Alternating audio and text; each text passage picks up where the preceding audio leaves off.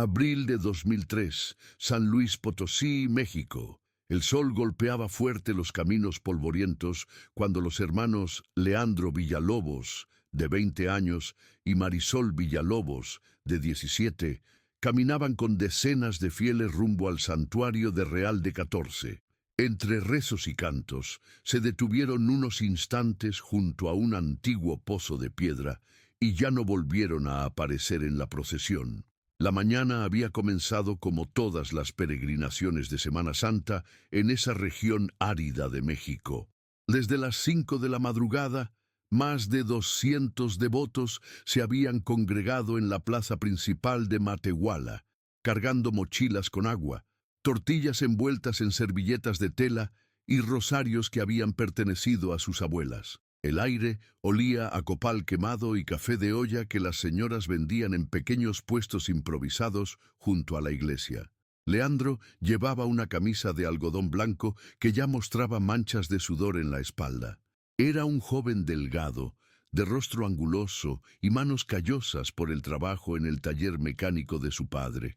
Sus ojos oscuros brillaban con una devoción que había heredado de su madre, fallecida 2 años atrás por una enfermedad del corazón. Desde entonces, cada Semana Santa era para él una forma de mantener viva la memoria de Esperanza Villalobos, quien nunca había faltado a la peregrinación a Real de 14. A su lado, Marisol ajustaba constantemente las correas de su mochila color azul marino. Era más baja que su hermano, con el cabello negro recogido en una trenza que le llegaba hasta la cintura. Sus mejillas redondas se habían enrojecido por el calor, pero sus labios susurraban constantemente oraciones en voz baja. En su mano derecha sostenía un rosario de cuentas blancas que había sido de su madre, mientras que en la izquierda cargaba una pequeña imagen de San Francisco de Asís, envuelta en un pañuelo bordado. La caravana había partido exactamente a las 6 de la mañana, encabezada por el padre Ignacio Montiel, un hombre de 63 años que llevaba organizando estas peregrinaciones desde hacía más de 2 décadas. Su sotana negra ondeaba con el viento matutino mientras bendecía a los peregrinos con agua bendita antes de iniciar el recorrido. Su voz, ronca, gastada por años de sermones, se alzaba por encima del murmullo de las conversaciones. Que San Francisco nos acompañe en este camino de fe y que lleguen sanos y salvos al santuario. Los hermanos Villalobos caminaban en el grupo central de la procesión, acompañados por su tía Teresa Robledo, una mujer de 45 años que había prometido cuidar de ellos después de la muerte de su hermana Esperanza. Teresa era conocida en el barrio por su carácter fuerte y su lengua afilada, pero con Leandro y Marisol mostraba una ternura que reservaba solo para ellos. Cargaba una sombrilla de tela floreada que usaba tanto para protegerse del sol como para marcar el ritmo de la caminata, golpeando suavemente el suelo empedrado. El paisaje que los rodeaba era típico del altiplano potosino. Extensas llanuras, salpicadas de nopales y mezquites, cerros rocosos que se alzaban como centinelas en el horizonte y un cielo azul tan intenso que parecía pintado. El camino de terracería se extendía serpenteante entre pequeñas rancherías donde los habitantes salían a bendecir a los peregrinos, ofreciéndoles agua fresca y tortillas recién hechas. A medida que avanzaba la mañana, el calor se volvió más intenso. Los sombreros de palma y las gorras de tela se convirtieron en elementos indispensables, mientras que las botellas de agua pasaban de mano en mano entre los caminantes. Algunos de los peregrinos más jóvenes comenzaron a cantar alabanzas. Sus voces se mezclaban con el sonido de las piedras bajo los guaraches y el viento que silbaba entre los arbustos espinosos. Leandro y Marisol habían heredado de su madre no solo la devoción religiosa, sino también una resistencia natural para las caminatas largas. Durante su infancia, Esperanza los había llevado cada domingo a caminar por los cerros que rodeaban Matehuala, enseñándoles a identificar plantas medicinales y a orientarse por las estrellas. El desierto no es nuestro enemigo, les decía mientras señalaba las constelaciones. Es nuestro maestro. Nos enseña a ser fuertes y a valorar cada gota de agua. Cerca del mediodía, la procesión se detuvo en una pequeña capilla abandonada donde, según la tradición local, había aparecido la imagen de San Francisco 2 siglos atrás. Los muros de adobe se desmoronaban lentamente, pero el altar de madera tallada permanecía intacto, decorado con flores silvestres que los peregrinos anteriores habían dejado como ofrenda. El padre Montiel condujo una oración colectiva mientras los fieles encendían veladoras que habían traído desde Matehuala. Fue allí, bajo el techo parcialmente derrumbado de la capilla, donde Teresa Robledo notó por primera vez algo extraño en el comportamiento de los hermanos. Marisol, que habitualmente participaba activamente en las oraciones grupales, se había quedado callada, con la mirada perdida en las vigas de madera carcomida del techo. Sus labios se movían, pero no emitía sonido alguno, como si estuviera manteniendo una conversación silenciosa con alguien invisible. Leandro, por su parte, había comenzado a caminar en círculos pequeños alrededor del altar, tocando con la yema de los dedos las columnas de piedra que sostenían la estructura. Su rostro mostraba una concentración inusual, como si estuviera buscando algo específico entre las grietas del material. Cuando Teresa le preguntó qué estaba haciendo, él respondió con una sonrisa vaga. «Solo estoy sintiendo la historia de este lugar, tía. Las piedras guardan muchos secretos». La respuesta inquietó a Teresa, pero decidió no darle mayor importancia. Los jóvenes a menudo tenían ideas románticas sobre la religión y la historia, pensó mientras guardaba en su mochila las veladoras que había encendido. Sin embargo, no pudo evitar mantenerse más cerca de ellos durante el resto del recorrido. La procesión reanudó la marcha después de una hora de descanso. El sol había alcanzado su punto más alto y el calor reverberaba en ondas visibles sobre el camino de tierra. Los mezquites proyectaban sombras mínimas que los peregrinos aprovechaban para refrescarse brevemente antes de continuar. El polvo se adhería a la ropa y a la piel, creando una pátina rojiza que uniformaba el aspecto de todos los caminantes. A medida que se acercaban a Real de 14, el paisaje comenzó a cambiar sutilmente. Los cerros se volvieron más empinados y rocosos, con formaciones de piedra caliza que creaban siluetas extrañas contra el cielo. La vegetación se hizo más escasa, dominada por plantas suculentas y arbustos espinosos que parecían aferrarse desesperadamente a la tierra árida.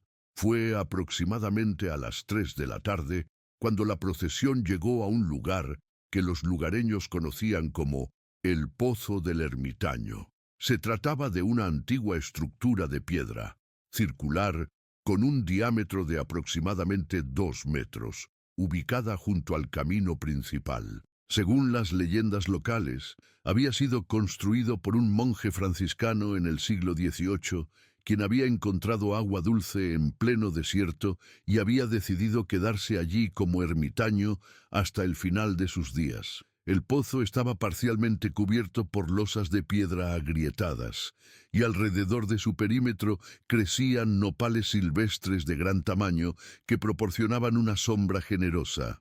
Era un lugar tradicional de descanso para los peregrinos, y muchos aprovechaban para contar historias sobre los milagros atribuidos al ermitaño o para compartir los alimentos que habían traído desde sus pueblos. El padre Montiel dio la orden de hacer una parada prolongada en el pozo.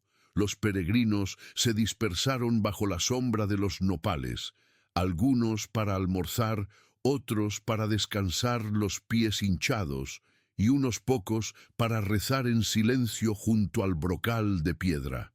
El ambiente se llenó del sonido de conversaciones en voz baja, del crujir de las tortillas al desenvolverse y del tintineo de las cuentas de los rosarios. Leandro y Marisol se acercaron al pozo con una curiosidad que a Teresa le pareció extraña.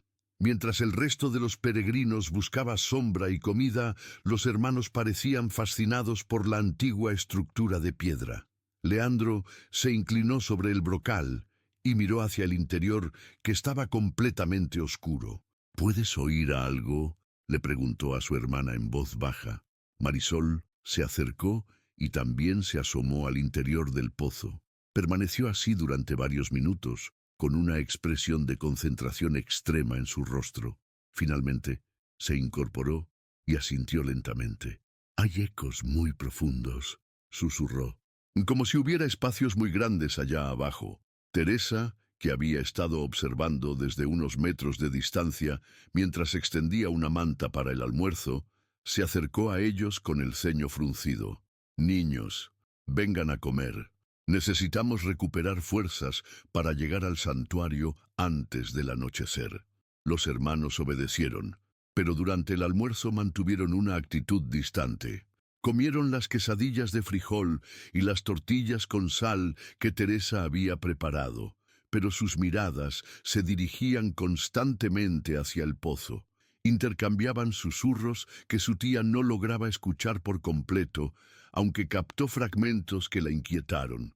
«Tiene que ser ahí», mamá siempre decía, «antes de que oscurezca». La procesión permaneció en el pozo del ermitaño durante aproximadamente 2 horas. Algunos peregrinos aprovecharon para dormir una siesta bajo la sombra, otros para lavar sus pies con el agua que habían traído, y unos pocos para explorar los alrededores buscando plantas medicinales o piedras interesantes. El padre Montiel aprovechó el tiempo para conversar individualmente con algunos de los fieles, especialmente con aquellos que parecían más agotados por la caminata. Cuando finalmente llegó el momento de continuar, cerca de las 5 de la tarde, el sol había comenzado su descenso hacia el poniente, tiñendo el paisaje de tonos dorados y anaranjados. La temperatura había disminuido ligeramente, lo que hizo más agradable la caminata. Los peregrinos comenzaron a reorganizarse en la formación habitual, algunos con más energía que al mediodía, otros visiblemente fatigados, pero decididos a completar el viaje. Fue en ese momento de reorganización cuando ocurrió algo que Teresa recordaría con precisión inquietante durante los años siguientes. Leandro y Marisol se acercaron a ella y le dijeron que necesitaban regresar al pozo por unos minutos, porque Marisol había olvidado su rosario de cuentas blancas junto al brocal. Teresa, ocupada doblando la manta y guardando los restos del almuerzo, les indicó que fueran rápido porque la procesión estaba a punto de partir. «¡Ah, no se tarden!», les gritó mientras los veía alejarse hacia la estructura de piedra. «El padre Montiel no va a esperarnos». Los hermanos asintieron y caminaron de vuelta al pozo con paso acelerado. Teresa terminó de empacar sus cosas y esperó, pero después de 10 minutos comenzó a impacientarse. La procesión ya había iniciado la marcha, y ella podía ver a los últimos peregrinos alejándose por el sendero polvoriento.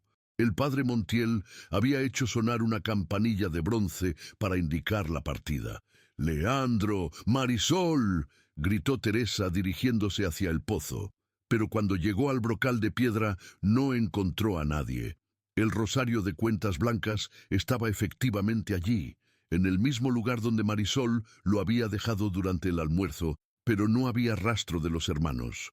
Teresa miró a su alrededor, pensando que tal vez habían ido a buscar un lugar con privacidad para satisfacer necesidades fisiológicas.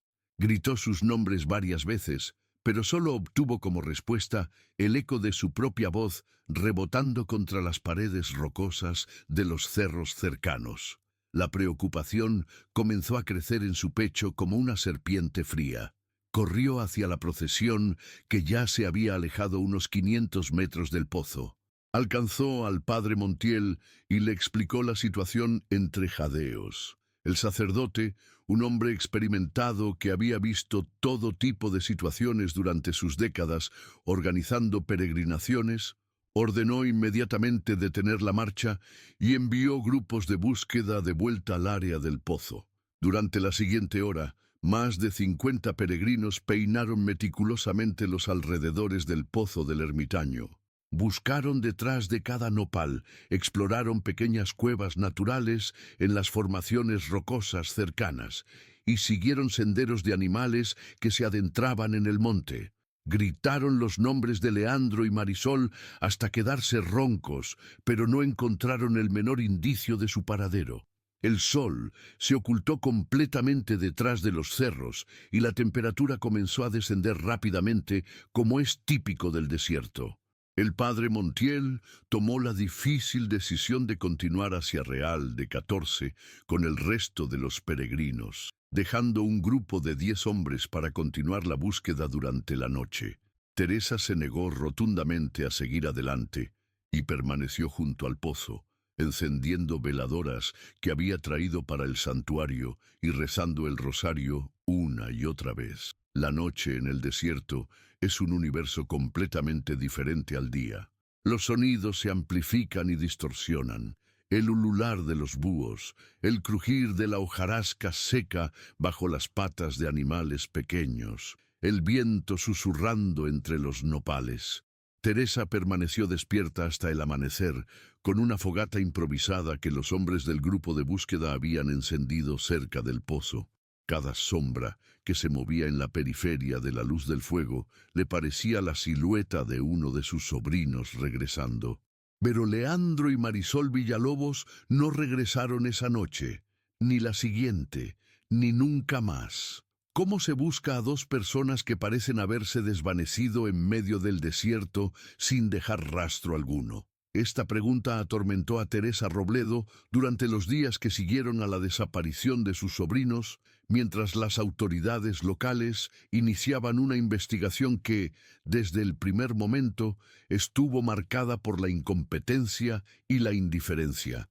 El amanecer del 21 de abril de 2003 trajo consigo la llegada de la Policía Municipal de Matehuala al Pozo del Ermitaño. 3 patrullas polvorientas se detuvieron junto al lugar donde Teresa había pasado la noche en vela, rodeada por los rescoldos de la fogata y las ceras derretidas de las veladoras que había encendido. El comandante Evaristo Salinas, un hombre corpulento de 50 años, con bigote espeso y uniforme mal planchado, descendió del vehículo principal con la parsimonia de quien considera que está perdiendo el tiempo. «Señora, necesito que me explique exactamente qué pasó aquí», le dijo a Teresa, mientras extraía una libreta de tapas gastadas del bolsillo de su camisa. Su tono era más de fastidio que de preocupación genuina. «¿Está segura de que sus sobrinos no se fueron por voluntad propia? Ya sabe cómo son los jóvenes de ahora. A veces se les mete la idea de irse a buscar aventuras». Teresa sintió que la sangre le hervía en las venas. Llevaba toda la noche despierta, con los nervios destrozados por la angustia y la incertidumbre, y ahora este hombre le insinuaba que Leandro y Marisol habían desaparecido por capricho adolescente. «Comandante, mis sobrinos son jóvenes devotos que venían a cumplir una promesa a su madre muerta. No son el tipo de muchachos que abandonan una peregrinación para irse de parranda». El padre Montiel, que había regresado desde Real de 14, acompañado por algunos de los peregrinos más cercanos a la familia Villalobos, intervino para apoyar la versión de Teresa. Su autoridad moral en la comunidad era indiscutible, y su testimonio debería haber dado peso a la investigación. Sin embargo, el comandante Salinas parecía más interesado en completar el papeleo lo más rápido posible que en organizar una búsqueda exhaustiva. «Padre, con todo respeto», le dijo mientras garabateaba notas incomprensibles en su libreta, «usted sabe que este desierto es muy grande. Si los muchachos se perdieron, pueden estar en cualquier lugar en un radio de cientos de kilómetros. Y si decidieron irse por su cuenta, pueden estar ya en Monterrey o en la frontera». La búsqueda oficial que se organizó esa mañana fue un espectáculo desalentador. Los tres policías recorrieron superficialmente los alrededores del pozo durante aproximadamente 2 horas, sin metodología aparente y sin equipos especializados. No trajeron perros rastreadores, no marcaron cuadrantes de búsqueda en mapas, no interrogaron sistemáticamente a los peregrinos que habían estado presentes en el momento de la desaparición.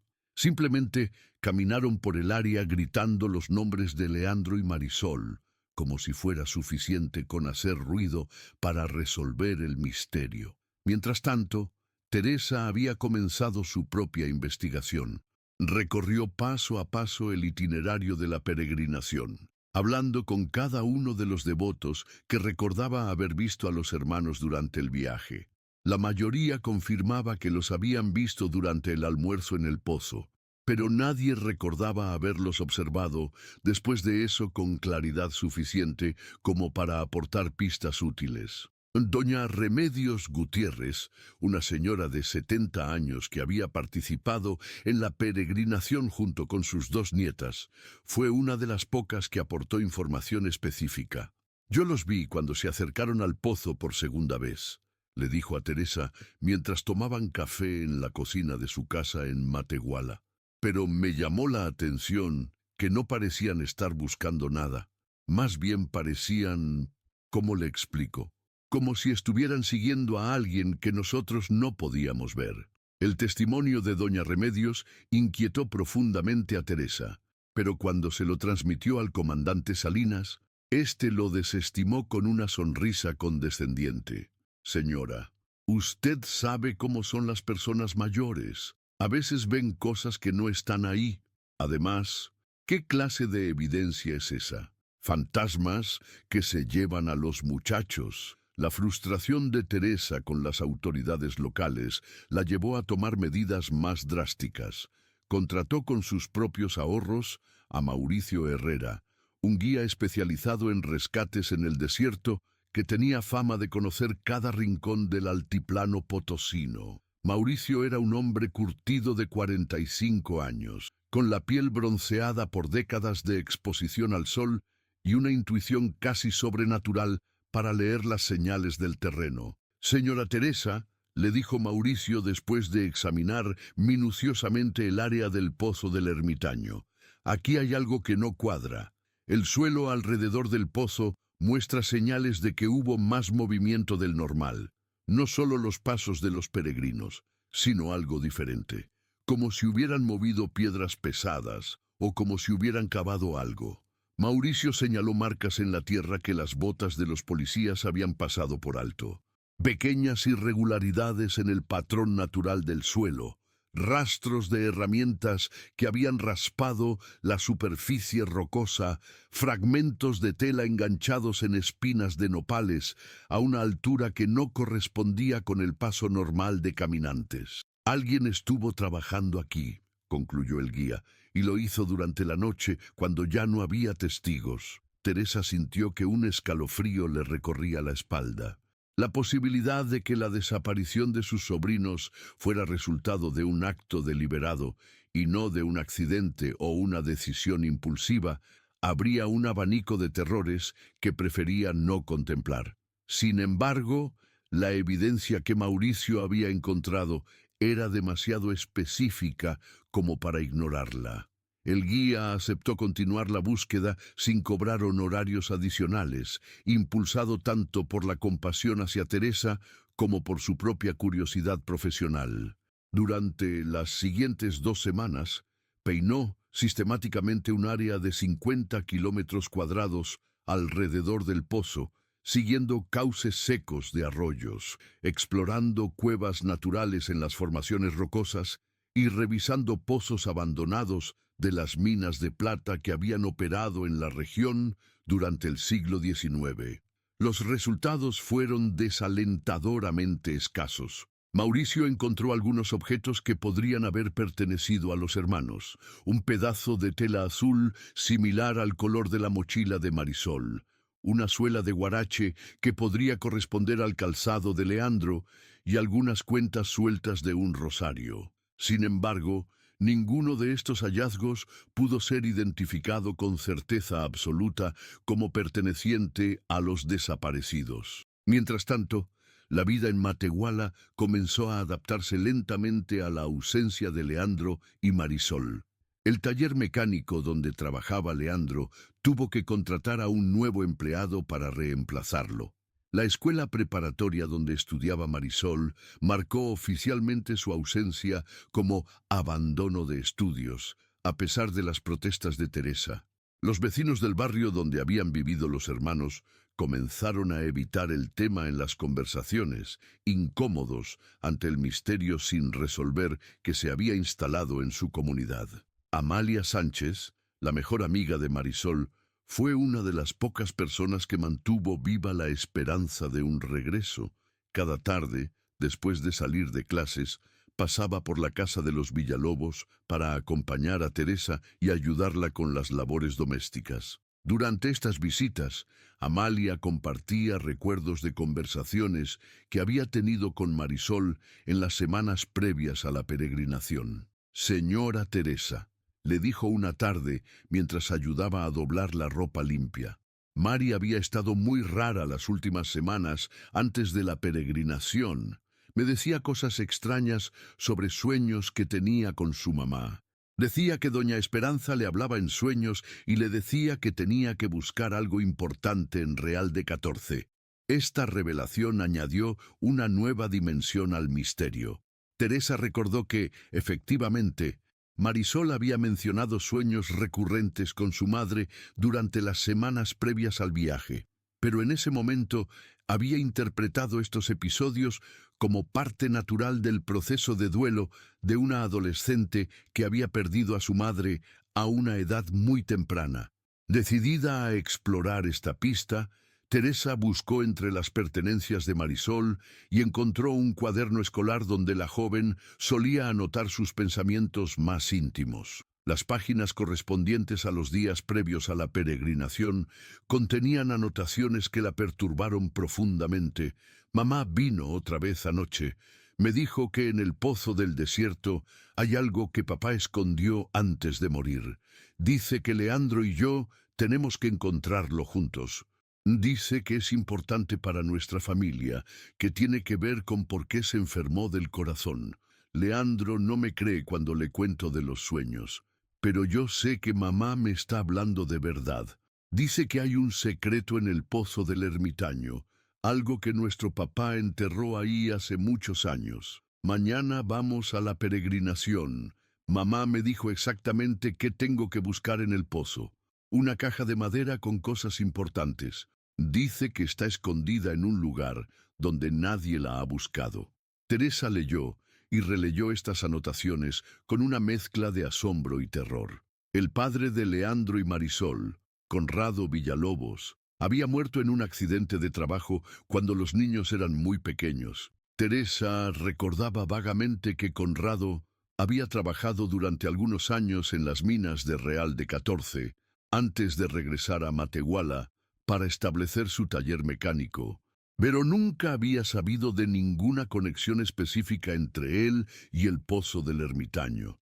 Decidió confrontar esta nueva información con el comandante Salinas, esperando que las anotaciones de Marisol fueran suficientes para reabrir la investigación con mayor seriedad. Sin embargo, la respuesta del policía fue aún más desalentadora que las anteriores. «Señora Robledo», le dijo con tono de impaciencia mal disimulada, «estos son fantasías de una muchacha adolescente que extrañaba a sus papás muertos. ¿En serio quiere que organice una búsqueda basándome en supuestos sueños y apariciones? Ya llevamos 3 semanas buscando a sus sobrinos y no hemos encontrado nada. A estas alturas, lo más probable es que ya no estén en la región». La incompetencia y la falta de interés de las autoridades locales llevaron a Teresa a buscar ayuda en instancias superiores. Viajó hasta San Luis Potosí, la capital del estado, para presentar una denuncia formal ante la Procuraduría General de Justicia. Allí fue recibida por el agente del Ministerio Público, LIC, Arturo Mendoza, un hombre joven y aparentemente más preparado que los policías municipales. El LIC. Mendoza revisó cuidadosamente toda la documentación que Teresa había reunido, las declaraciones de los peregrinos, las fotografías que Mauricio había tomado de las evidencias encontradas, las anotaciones del cuaderno de Marisol y los reportes oficiales, escuetos y superficiales, de la policía de Matehuala. Su evaluación fue más profesional, pero no necesariamente más esperanzadora. La señora Robledo le explicó mientras organizaba los documentos sobre su escritorio: voy a ser honesto con usted. Este caso presenta características muy complicadas. Tenemos 2 menores de edad desaparecidos en una zona muy extensa y despoblada, sin testigos directos del momento específico de la desaparición y con evidencias físicas muy limitadas. Voy a asignar el caso a un detective especializado, pero necesito que entienda que las posibilidades de éxito disminuyen con cada día que pasa. El detective asignado fue Ramón Guzmán, un investigador de 48 años con 20 de experiencia en casos de desapariciones. A diferencia de los policías municipales, Guzmán se tomó el caso en serio desde el primer momento. Visitó personalmente el Pozo del Ermitaño. Entrevistó a todos los peregrinos que había podido localizar Teresa y estudió mapas topográficos de la región para identificar posibles rutas de escape o lugares donde podrían haberse refugiado los hermanos. Sin embargo, después de 2 meses de investigación intensiva, Guzmán llegó a conclusiones que no ofrecían mucho consuelo a Teresa. Los hermanos Villalobos desaparecieron en circunstancias que sugieren la intervención de terceras personas, le informó durante una reunión en las oficinas de la Procuraduría. Las evidencias apuntan a que fueron llevados del lugar contra su voluntad, posiblemente durante la noche del 20 al 21 de abril. Sin embargo, después de 2 meses sin contacto alguno, las estadísticas indican que las probabilidades de encontrarlos con vida son muy reducidas. Teresa recibió esta evaluación como un golpe devastador. Durante los meses anteriores, había mantenido la esperanza de que Leandro y Marisol aparecerían eventualmente, tal vez desorientados o heridos, pero vivos. La confirmación oficial de que probablemente habían sido víctimas de un crimen la sumió en una depresión profunda que la mantuvo encerrada en su casa durante varias semanas. La comunidad de Matehuala, mientras tanto, comenzó a generar sus propias teorías sobre lo ocurrido. Algunos vecinos susurraban sobre secuestros perpetrados por bandas de narcotraficantes que operaban en la región. Otros especulaban sobre rituales satánicos realizados en el desierto durante las fechas religiosas más importantes del calendario cristiano. Los más supersticiosos hablaban de castigos sobrenaturales por haber profanado un lugar sagrado como el Pozo del Ermitaño.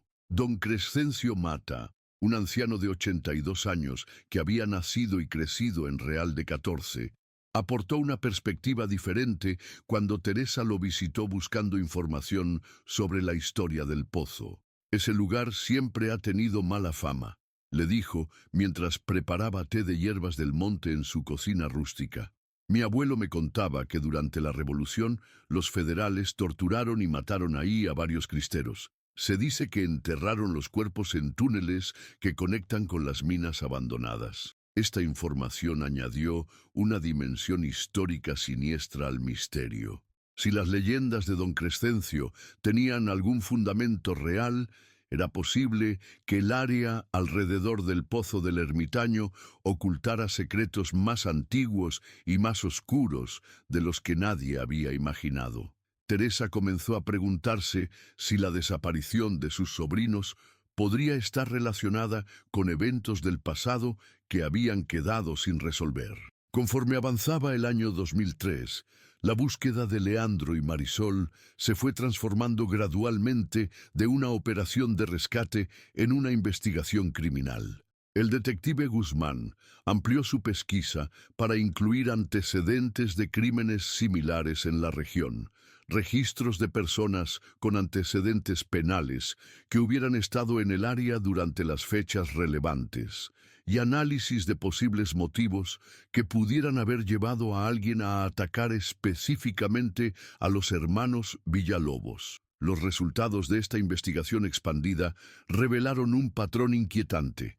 Durante los 10 años anteriores a 2003, habían ocurrido al menos 6 desapariciones inexplicadas en un radio de 100 kilómetros alrededor de Real de 14.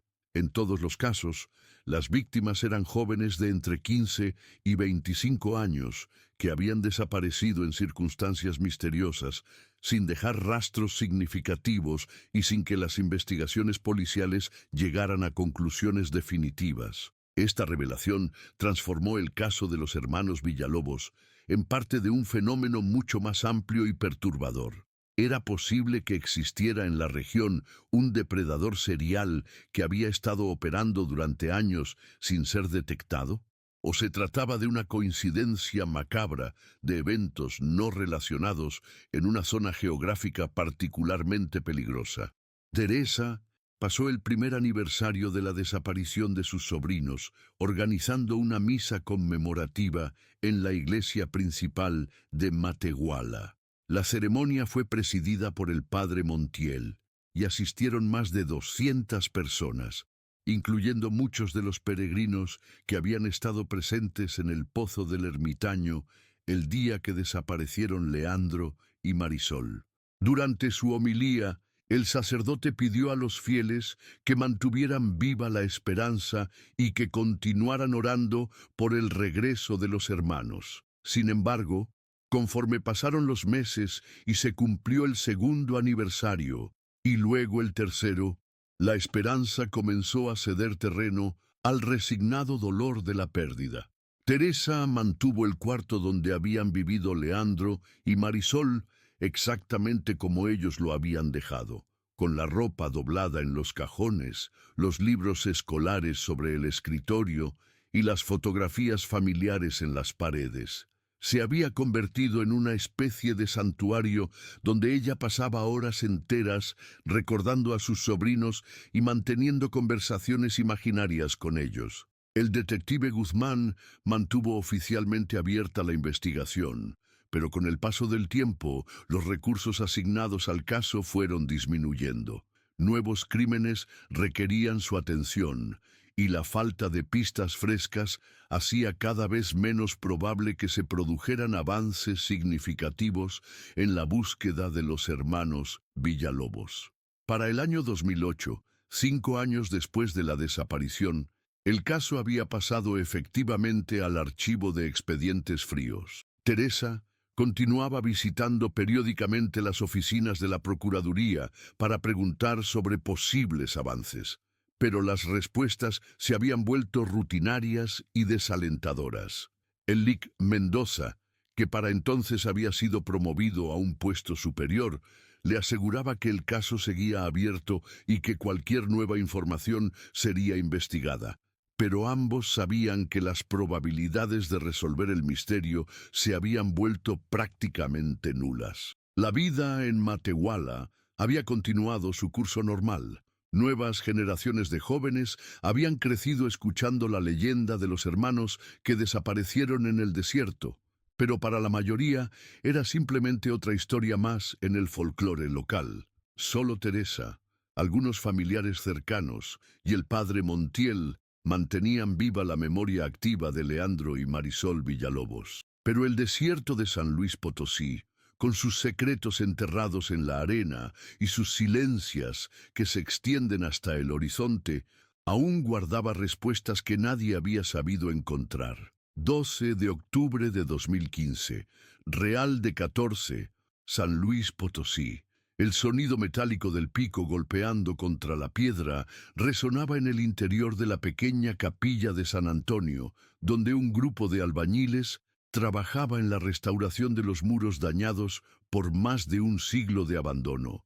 Ninguno de ellos imaginaba que ese día desenterrarían un secreto que había permanecido oculto durante décadas. Eusebio Morales, maestro albañil de 57 años, dirigía los trabajos de renovación que el gobierno estatal había financiado como parte de un proyecto de recuperación del patrimonio histórico de Real de 14. La capilla de San Antonio, construida en 1847, había sido abandonada durante la época de la persecución religiosa y posteriormente utilizada como bodega por los mineros hasta que las minas cerraron definitivamente en los años 80.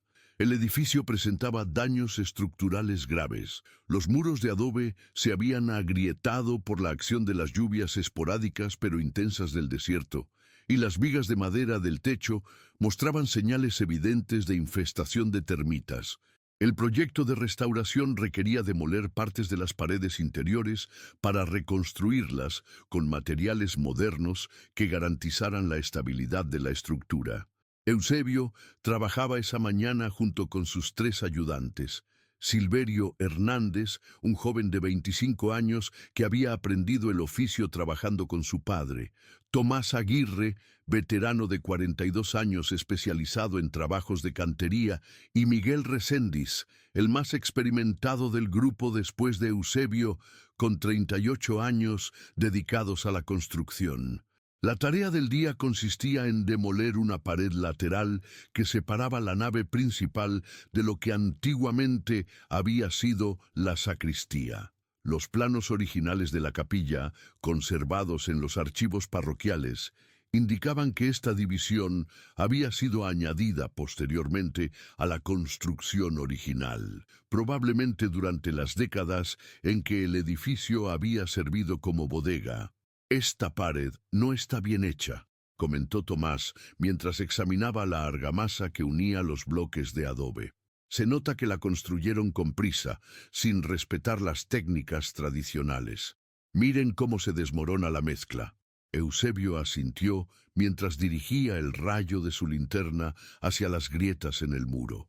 La construcción efectivamente mostraba signos de haber sido realizada por alguien sin experiencia profesional. Los bloques de adobe eran de tamaños irregulares, la argamasa tenía consistencia desigual, y todo el conjunto carecía de la solidez característica de la arquitectura colonial mexicana. El trabajo de demolición comenzó desde la parte superior del muro. Miguel y Silverio se alternaban con los picos para aflojar los bloques de adobe, mientras Tomás y Eusebio se encargaban de retirar los escombros y apilarlos en el exterior de la capilla. El polvo que se levantaba con cada golpe creaba una nube rojiza que obligaba a los trabajadores a usar pañuelos sobre la nariz y la boca. Aproximadamente a las 10 de la mañana, cuando habían logrado demoler la mitad superior de la pared, Miguel notó algo inusual en la estructura que estaban desmantelando. «Maestro Eusebio, venga acá, esto no me gusta». Los 4 hombres se reunieron alrededor del punto que Miguel había señalado. En la base del muro, aproximadamente a 1 metro del suelo, había una sección donde los bloques de adobe habían sido colocados de manera diferente al resto de la construcción. En lugar de estar unidos con argamasa, estaban simplemente apilados en seco, como si hubieran sido colocados ahí temporalmente para ocultar algo detrás. «Parece que alguien hizo una especie de escondite», observó Tomás mientras pasaba su mano por la superficie irregular de los bloques sueltos. «Estos adobes se pueden quitar con las manos». Eusebio sintió una mezcla de curiosidad y aprensión. En sus décadas de experiencia, había encontrado todo tipo de objetos ocultos en paredes antiguas. Monedas de plata, documentos familiares, botellas de licor de contrabando e incluso armas de fuego de la época revolucionaria. Sin embargo, algo en la forma deliberada como habían sido colocados estos bloques le sugería que lo que estaba oculto detrás tenía una importancia especial para quien lo había escondido. «Vamos a quitar estos adobes con cuidado», instruyó a su equipo. «Si hay algo ahí atrás, no queremos dañarlo». Trabajando con las manos y utilizando pequeñas herramientas, los albañiles removieron uno por uno los bloques de adobe que formaban la sección irregular del muro. Detrás de ellos se reveló una cavidad rectangular de aproximadamente 60 centímetros de ancho por 40 de alto y 30 de profundidad. El hueco había sido excavado directamente en el muro original de la capilla, y en su interior, envuelto en varios lienzos de manta decolorada por el tiempo, se encontraba un objeto de forma rectangular. «Es una caja», susurró Silverio mientras Eusebio introducía cuidadosamente sus manos en la cavidad para extraer el hallazgo. Una caja de madera. El cofre que emergió de su escondite de décadas era una pieza de carpintería sencilla, pero sólida, construida con madera de pino y reforzada con herrajes de metal oscurecido por la oxidación. Medía aproximadamente 40 centímetros de largo por 25 de ancho y 20 de alto. Su superficie estaba cubierta por una pátina de polvo y humedad que no lograba ocultar completamente los restos de un barniz que alguna vez había dado brillo a la madera. Los 4 hombres contemplaron el cofre en silencio durante varios minutos, conscientes de que habían hecho un descubrimiento significativo, pero inciertos sobre cómo proceder. La tapa estaba asegurada con un candado pequeño y antiguo, cuyo metal había desarrollado una capa espesa de óxido verdoso que indicaba décadas de exposición a la humedad. «¿Qué hacemos con esto?», preguntó Miguel mientras limpiaba con un trapo el polvo acumulado en la superficie del cofre. «¿Lo abrimos aquí o lo llevamos con el padre de la parroquia?». Eusebio consideró las opciones. El protocolo más apropiado habría sido contactar inmediatamente con las autoridades eclesiásticas o civiles para reportar el hallazgo.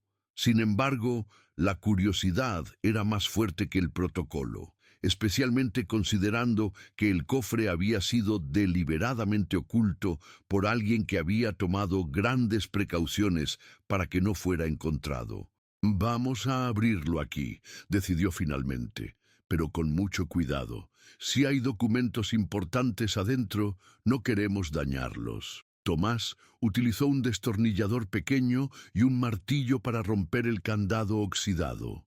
El metal cedió con un chasquido seco que resonó en el interior silencioso de la capilla. Eusebio levantó lentamente la tapa del cofre, mientras los otros 3 se inclinaban para ver el contenido. El interior estaba forrado con tela de terciopelo rojo, que, aunque desteñida y manchada por la humedad, había conservado parcialmente su textura original. Sobre esta superficie descansaban varios objetos que inmediatamente captaron la atención de los albañiles por su carácter personal e íntimo. En la parte superior se encontraban 2 rosarios, uno de cuentas blancas, pequeñas y delicadas, claramente femenino, y otro de cuentas negras más grandes, de aspecto más sobrio y masculino. Junto a los rosarios había varias veladoras que habían sido consumidas hasta convertirse en pequeños charcos de cera solidificada dentro de sus vasos de vidrio. Debajo de estos objetos religiosos, envuelto en un pedazo de papel manila amarillento, había un cuaderno escolar de tapas duras color azul marino. El papel que lo envolvía se desintegró parcialmente cuando Eusebio lo tocó, revelando la cubierta del cuaderno donde se podía leer, escrito con pluma azul en letra manuscrita femenina: Marisol Villalobos, Tresido Preparatoria, 2003.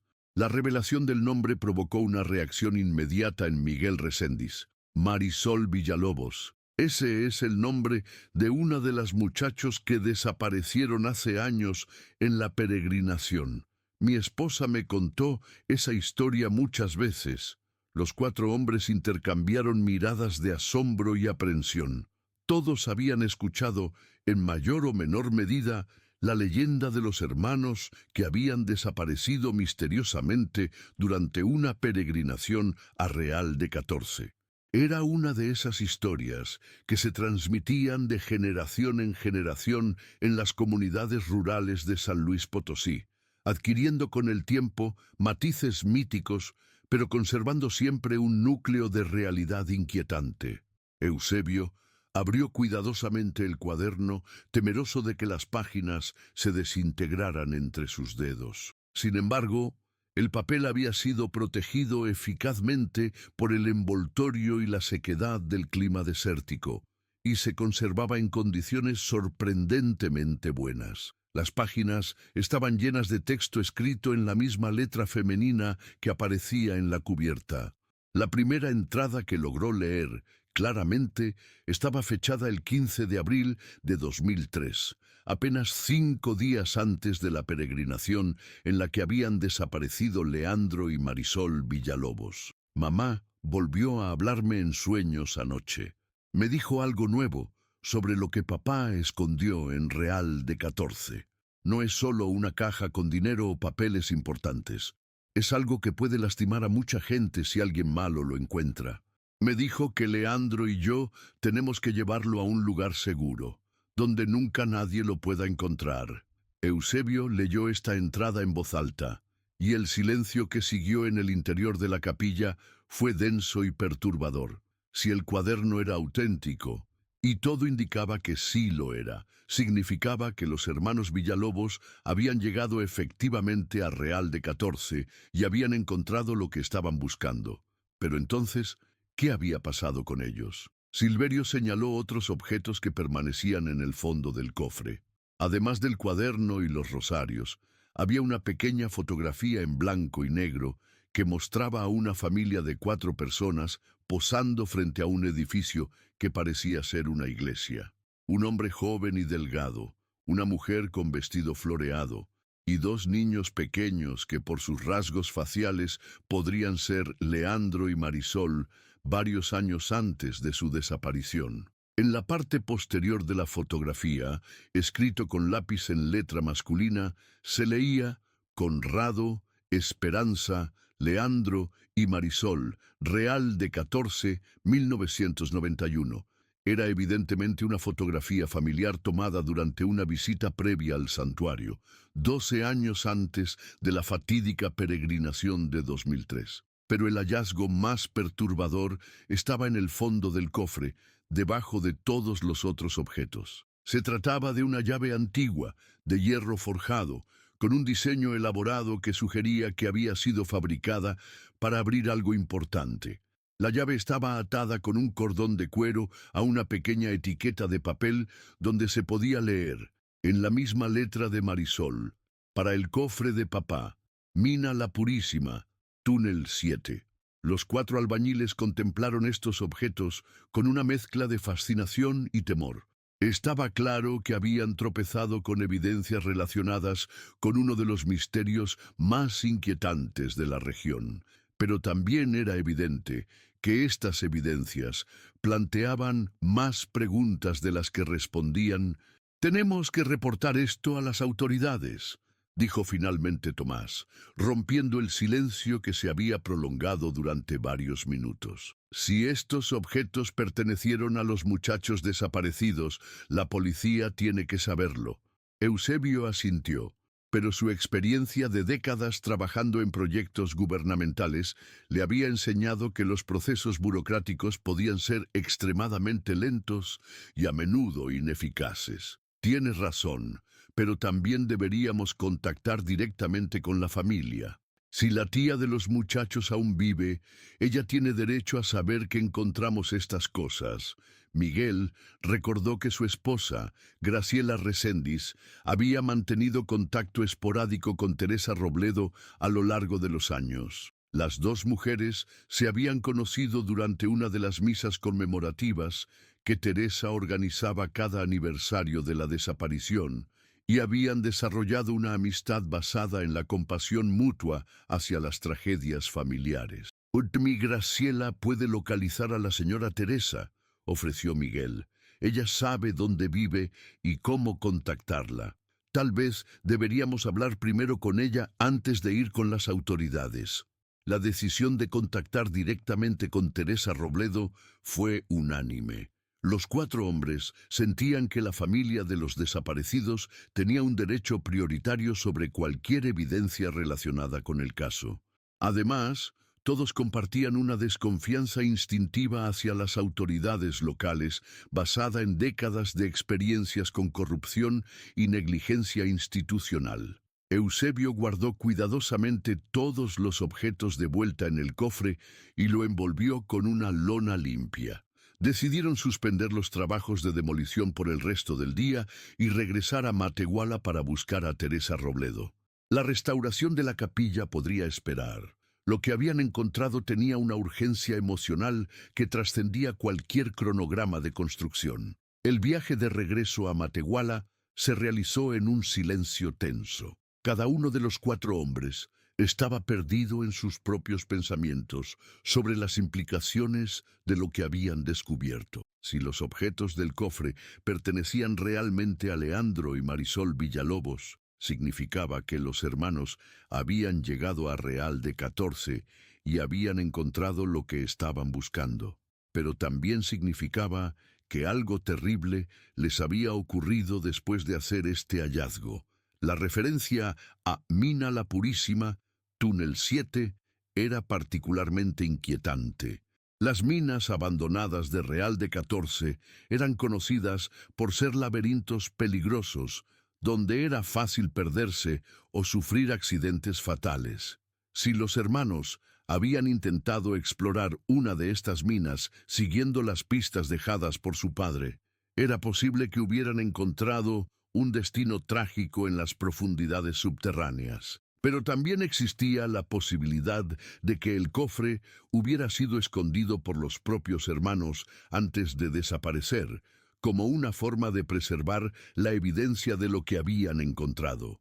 En este caso, su desaparición podría estar relacionada con alguien que no quería que los secretos de la familia Villalobos salieran a la luz. Cuando llegaron a Matehuala, ya había caído la noche. Miguel se dirigió inmediatamente a su casa para hablar con Graciela sobre la forma de contactar con Teresa Robledo. Mientras tanto, Eusebio llevó el cofre a su propia casa, donde lo guardó en un lugar seguro hasta que pudieran entregárselo a la tía de los desaparecidos. La noche transcurrió lentamente para los 4 albañiles.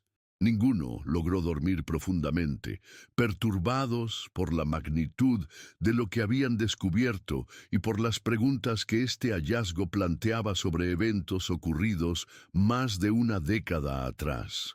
A la mañana siguiente, Graciela Reséndiz logró localizar a Teresa Robledo a través de una red de conocidos mutuos en el barrio donde había vivido la familia Villalobos. Teresa, que para entonces tenía 57 años, había envejecido visiblemente durante los 12 años transcurridos desde la desaparición de sus sobrinos. Su cabello se había vuelto completamente gris, y su rostro mostraba las líneas profundas que deja el dolor prolongado. Cuando Graciela le explicó por teléfono que los albañiles que trabajaban en Real de 14 habían encontrado objetos que podrían estar relacionados con Leandro y Marisol, Teresa sintió que el mundo se tambaleaba a su alrededor. Durante más de una década había mantenido viva la esperanza de que algún día aparecería alguna pista sobre el destino de sus sobrinos. Ahora que ese momento había llegado, se sentía emocionalmente paralizada. «Dígale al señor que encontró las cosas que venga a mi casa esta tarde», le pidió a Graciela con voz temblorosa. «Necesito ver con mis propios ojos lo que encontraron». La tarde del 13 de octubre de 2015, Teresa Robledo esperaba en la sala de su modesta casa en Matehuala con las manos temblorosas y el corazón acelerado.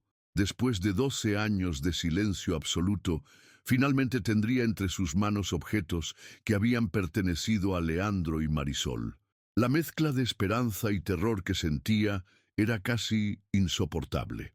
Eusebio Morales llegó puntualmente a las 5 de la tarde, acompañado por Miguel Reséndiz. Cargaba el cofre envuelto en una manta limpia, con el cuidado reverencial que se reserva para los objetos sagrados. Teresa los recibió en su pequeña sala, donde las fotografías de sus sobrinos desaparecidos dominaban las paredes como un altar permanente de memoria. «Señora Teresa», dijo Eusebio mientras colocaba cuidadosamente el cofre sobre la mesa de centro, «encontramos esto escondido en una pared de la capilla de San Antonio. Creemos que sus sobrinos lo pusieron ahí antes de lo que les pasó». Con manos temblorosas, Teresa desenvolvió la manta y contempló el cofre de madera. Inmediatamente reconoció la factura. Era idéntico a una caja más pequeña donde Marisol guardaba sus tesoros de adolescente. Su cuñado Conrado había sido un carpintero hábil, además de mecánico, y había enseñado a sus hijos a trabajar la madera durante los fines de semana. Cuando Teresa abrió la tapa y vio los rosarios, sintió que las piernas le fallaban. El rosario de cuentas blancas había sido un regalo de primera comunión que ella misma le había dado a Marisol. Lo había comprado en una tienda religiosa de San Luis Potosí, eligiéndolo específicamente porque las cuentas de nácar brillaban como pequeñas lunas bajo la luz de las velas. Este era de Mari, susurró mientras tomaba el rosario con dedos temblorosos. Se lo regalé cuando cumplió 15 años. Nunca se separaba de él. Pero fue al abrir el cuaderno cuando Teresa experimentó la conmoción más profunda. Las páginas estaban llenas de la letra característica de Marisol, con sus círculos perfectos sobre las íes y sus mayúsculas elaboradas. Teresa comenzó a leer en voz alta, con la voz quebrada por la emoción. 16 de abril de 2003. Mañana es la peregrinación. Mamá me habló muy claro en el sueño de anoche. Me dijo que papá escondió algo muy peligroso en Real de 14 antes de morir. Documentos que prueban cosas malas que pasaron en las minas. Me dijo que hay gente mala que ha estado buscando esos papeles durante años y que si los encuentran van a lastimar a muchas familias de mineros. Teresa detuvo la lectura y miró a Eusebio con ojos llenos de lágrimas y confusión. ¿Qué documentos? Conrado nunca me habló de documentos importantes. Él era solo un trabajador de las minas. Eusebio la animó a continuar leyendo. Las siguientes entradas del diario revelaban una historia cada vez más compleja y perturbadora. 17 de abril de 2003. Le conté a Leandro sobre los sueños con mamá. Al principio no me creía, pero cuando le enseñé la carta que encontré escondida en el taller de papá, se puso muy serio. La carta está dirigida a mamá y dice que si algo le pasa, tiene que buscar los documentos en el lugar donde San Francisco bendice el agua. Ahora entendemos por qué mamá insistía tanto en ir siempre a la peregrinación de Real de 14. Teresa interrumpió nuevamente la lectura. ¿Qué carta? Yo nunca vi ninguna carta de Conrado. Miguel señaló hacia el fondo del cofre. Señora, ahí hay más cosas. Efectivamente, debajo del cuaderno había varios documentos doblados y amarillentos por el tiempo. Teresa los extrajo cuidadosamente y comenzó a examinarlos. El primero era una carta escrita en la letra masculina que ella reconocía como la de Conrado. Mi querida Esperanza, si estás leyendo esto, significa que algo malo me pasó en las minas. Encontré documentos que prueban que los patrones han estado robando las compensaciones de las familias de los mineros muertos. También descubrí que han estado envenenando el agua de los pueblos cercanos con químicos de las minas.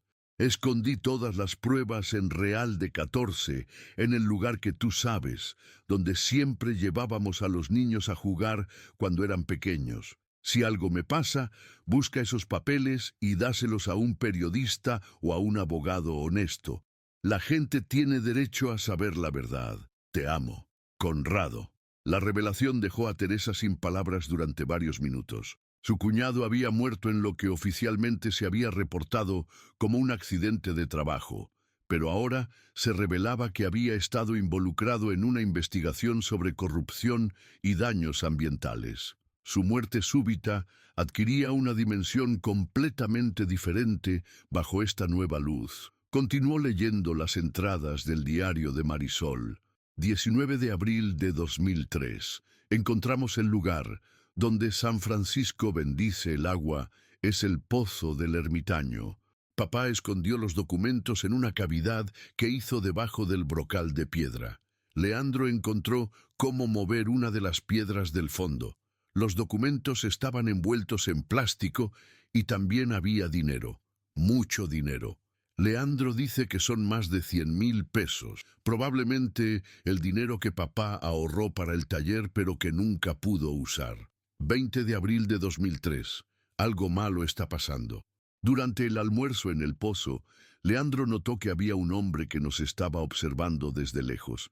No era uno de los peregrinos, estaba vestido diferente y tenía binoculares. Cuando le dijimos a tía Teresa que habíamos olvidado algo en el pozo, el hombre empezó a acercarse.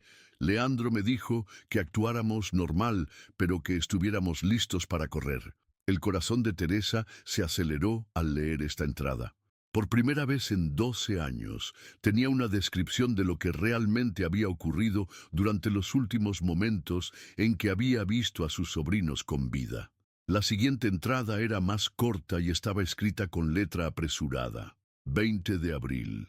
Más tarde, el hombre nos siguió hasta el pozo. Nos dijo que sabía lo que estábamos buscando y que nos iba a hacer daño si no le dábamos los documentos. Leandro le dijo que no sabíamos de qué hablaba, pero el hombre se rió.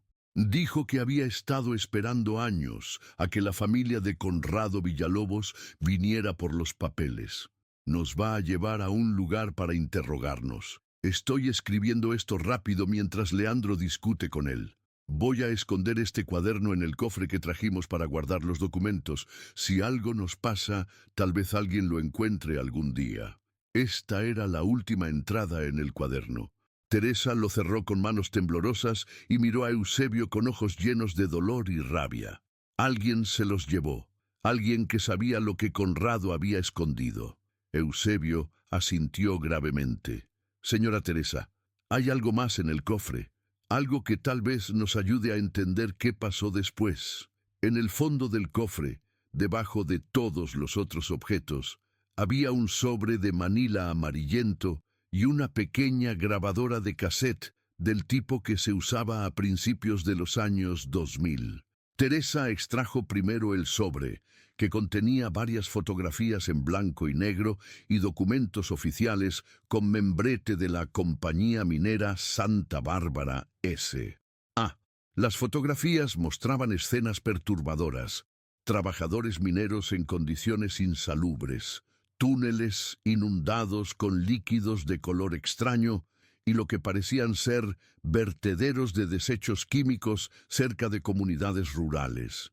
Los documentos eran aún más reveladores. Reportes internos que admitían contaminación del agua potable, listas de trabajadores muertos por enfermedades relacionadas con la exposición a químicos tóxicos y correspondencia entre ejecutivos de la compañía discutiendo formas de ocultar estas violaciones. Pero el objeto más significativo era la pequeña grabadora.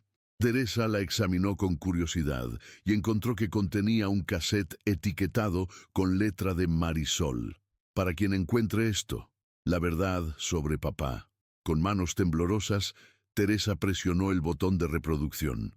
Después de algunos segundos de estática, emergió la voz clara y juvenil de Marisol. Mi nombre es Marisol Villalobos. Es 20 de abril de 2003, como a las 6 de la tarde.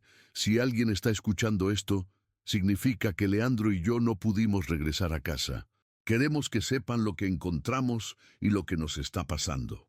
La voz se interrumpía ocasionalmente por ruidos de fondo, pasos, voces masculinas distantes y lo que parecía ser el sonido de vehículos. Encontramos los documentos que papá escondió antes de morir. Son pruebas de que la compañía minera Santa Bárbara envenenó el agua de muchos pueblos y causó la muerte de trabajadores. Papá descubrió todo esto y por eso lo mataron. No fue un accidente de trabajo. La grabación se pausaba brevemente y luego continuaba con la voz de Leandro. Yo soy Leandro. Un hombre nos está reteniendo. Se llama Rutilio Moreno y dice que trabaja para la compañía minera.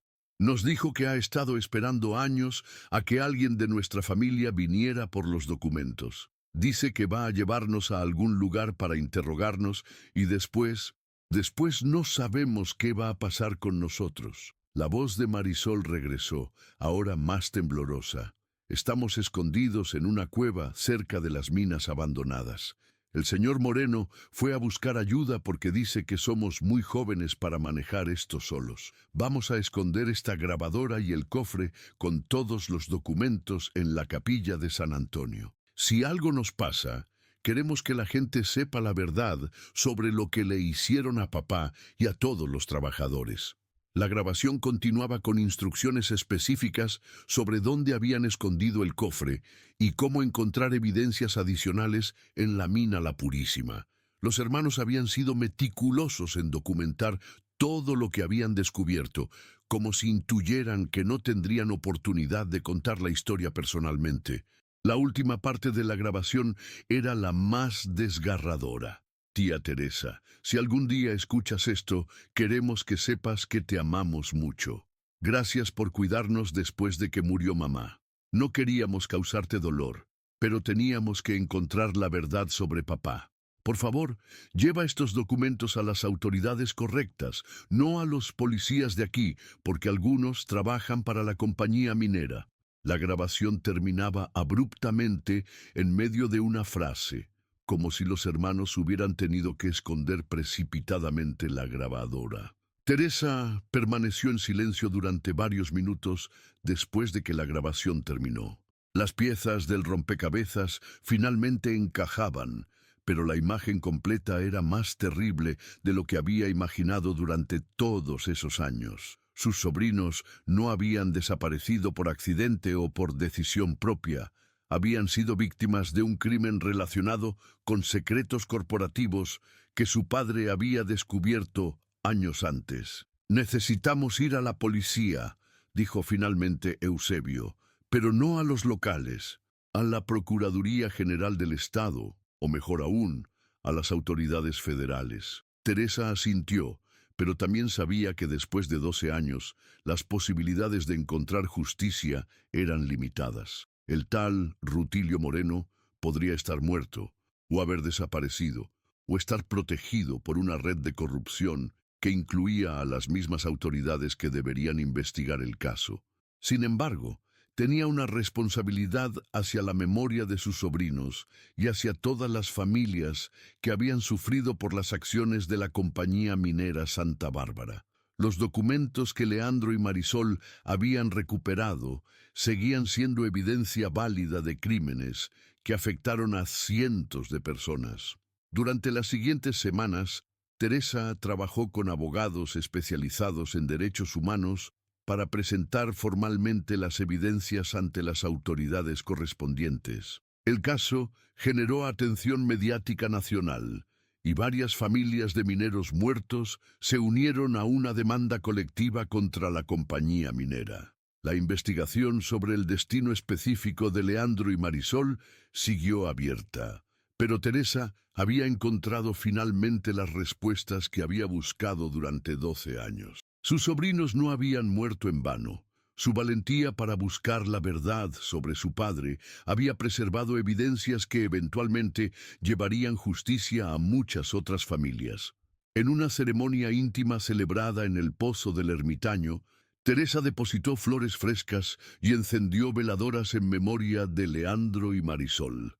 El padre Montiel, ahora un anciano de 75 años, presidió una oración especial por el descanso de las almas de los hermanos y por la fortaleza de todos aquellos que luchan por la verdad y la justicia. El desierto de San Luis Potosí había guardado sus secretos durante décadas, pero finalmente los había devuelto. No para dar paz completa a quienes buscaban respuestas, sino para demostrar que la verdad, aunque enterrada en la arena y silenciada por el miedo, siempre encuentra la forma de emerger cuando menos se espera. Los hermanos Villalobos nunca regresaron a casa, pero su legado de valentía y determinación resonaría durante generaciones en las comunidades mineras de México, recordando a todos que hay verdades que valen más que la vida misma, y que el amor familiar puede trascender incluso la muerte para buscar justicia. En el archivo de casos resueltos de la Procuraduría General de Justicia de San Luis Potosí, el expediente de Leandro y Marisol Villalobos permanece oficialmente abierto. Sin embargo, Para Teresa Robledo y para todas las personas que conocieron su historia, el misterio había sido finalmente resuelto. Los hermanos habían encontrado lo que buscaban, y aunque pagaron el precio más alto por esa búsqueda, habían logrado que la verdad sobre su padre y sobre los crímenes de la compañía minera Santa Bárbara saliera finalmente a la luz. El Pozo del Ermitaño sigue siendo un lugar de descanso para los peregrinos que viajan a Real de 14. Pero ahora también es un memorial silencioso para dos jóvenes valientes que dieron sus vidas por la justicia y un recordatorio de que en el desierto mexicano, como en cualquier lugar del mundo, los secretos enterrados eventualmente encuentran su camino hacia la superficie, llevados por el viento eterno que no conoce fronteras ni olvida las deudas pendientes con la verdad.